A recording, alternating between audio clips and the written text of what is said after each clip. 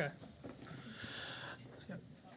All right, we are going to begin today's post-race media availabilities. We are now joined by the winning crew chief of the number 88 team, Stephen Doran. Stephen, this is the 5th win of the year for y'all's team, amounting to 6 total for Trackhouse. You can speak a bit about what the late race strategy was like and how y'all ultimately came out with another win on the season. Yeah, pretty cool to get 5. Somebody just asked if I thought we would get that. I really didn't. I knew we had the potential to do it, but these things are so damn hard to win. To get 5 in a row is crazy, but a testament to this team, how we built it, and the execution. Stage 3, we knew we were going to split it into 3. It was a pretty clear call. Some of those guys split it into 4, really just as a Hail Mary move to try to catch a caution. We just stuck to the plan, and it played out right.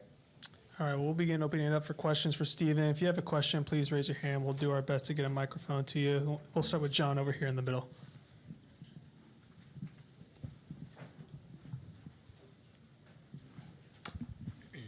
John Newby, Savage Ventures. I know on that last run that Shane had some concerns about the right rear tire.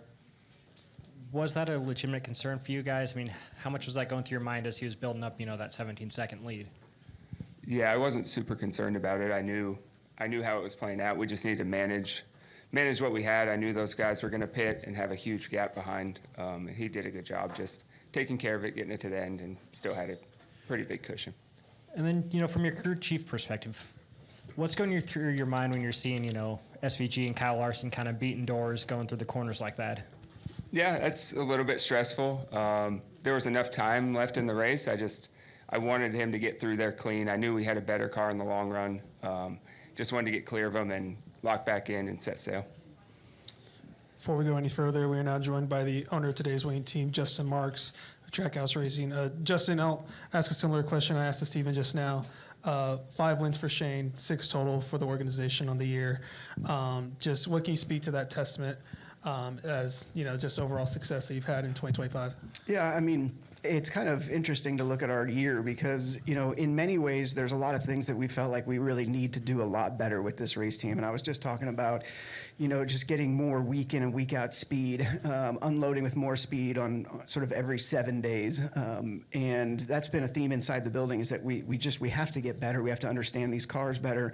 We have to unload better on Saturdays and qualify better and all of that. So you kind of take the fact that, we feel like we're missing something and we have to learn and grow and get better with the fact that this is the winningest season in the history of the company. And a lot of that has to do with this incredible 88 team and just how they, Shane's a world-class race car driver, but it's not just Shane, it takes everybody. And, from the guys that are building suspension and brakes and putting these cars together in the shop to Stephen's group that comes out here and executes on the race weekend, it's a very, very high level of professional execution. And, that's really what we try to do is make the most of every opportunity that we've got. And we did that a number of times this year, which is something that, everybody in the company is just incredibly proud of. All right, we'll open it back up to questions. Once again, if you have a question, please raise your hand. We'll do our best to get a mic to you. We'll go with Bob over here next. Bob Hawkers, Fox Sports. Justin, just what was going through your head on that final lap, and are you like, how could Denny? Denny said he didn't know that he was knocking Ross out and putting Joey in. Just what's your reaction when you hear something like that? Well, I mean, I think for all of us watching, it's really easy to be looking at the scoring pylon and looking at the points and us making decisions in our mind that, like, we think that race car drivers are making decisions inside their car. I think ultimately, everybody's out here to try to get the best finish and the best result for their team. And I don't think anybody really owes it to anybody else to try to help anybody else. So, I think it's nice to hear, like Denny say those things, but, Denny's doing what he's got to do for the 11 team and try to get the best finish that he can for the 11 team. I mean, ultimately, at the end of the day, it was a bit self-inflicted today on the one team. We shouldn't have been in the position that we were in, having to fight for 1 point on the last lap. And having to throw Hail Marys and all that kind of stuff. I mean, we need to be better on pit road. We need to eliminate the mistakes that were made today, so we weren't in that position. But I think in all this stuff, when we look at these cutoff races and it comes down to 1 point, 2 point, one position and one position, you just got to remember that everybody out here they're employed by somebody, and they're trying to do the best job for their race team and their boss. I guess that's what I think about it. Any other questions today for either Justin or Stephen? I'll also open it up to the press box if we have anything up there. Questions?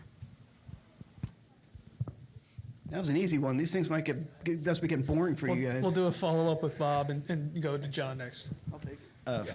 For Stephen, just when you saw Shane and Larson kind of trading paint, are you thinking, gosh, you can pass him without this? And did you think that Larson would continue to rough him, or did you feel like it was kind of over after they traded the lead?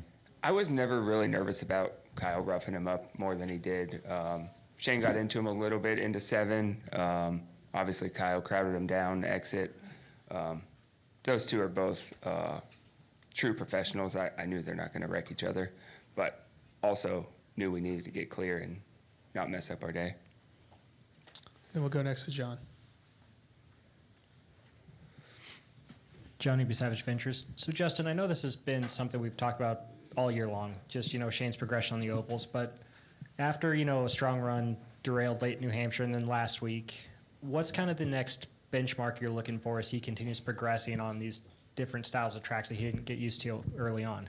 Yeah, that's a good question. I mean, I think that we don't think of benchmarking. I think, at this stage of Shane's development in specific results on the racetrack, top 10s, top 15s, things like this, it's more just him, understanding air, understanding the different racetracks, understanding how to unload and be maximally effective the first couple laps of practice.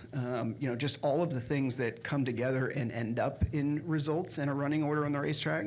It's still so new to him.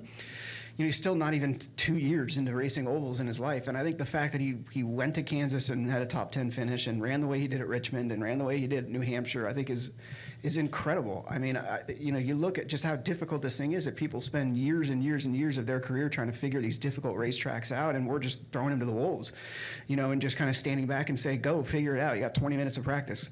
So I think that, when I think about his benchmarking or I think about his progression, it's just to keep doing what he's doing, which is just immerse himself in the data, immerse himself in video, talking to people, learning, spending time with Stephen, spending time with his engineers, and just investing in the process, and just knowing that, the more that he learns and the more that he is patient, that those results will come. And that's why we signed him to a multi-year deal like we did, because we know that they will come. And the fact that he's so quickly already starting to find his way into the top 10 on the ovals, I think that there's a very, very high ceiling there that can make him remarkably dangerous.